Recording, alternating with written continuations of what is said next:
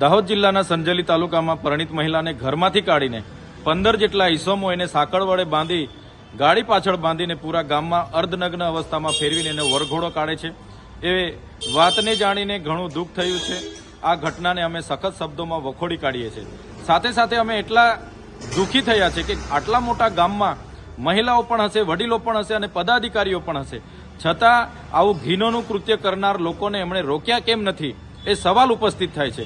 ગુજરાતમાં કાયદો અને વ્યવસ્થા ખાડે ગઈ છે। આપણે મહિલા સલામતીની વાતો કરીએ છીએ, પણ રોજબરોજના પેપરોમાં જોઈએ છીએ, આવા વિડીયોમાં જોઈએ છીએ, ન્યૂઝમાં જોઈએ છીએ, ત્યારે આપણી મા બેટીઓ સલામત નથી અને આવી તાલિબાની સજાની પણ આપણી મા બેટીઓ ભોગ બને છે, ત્યારે ખૂબ જ દુઃખ થઈ છે।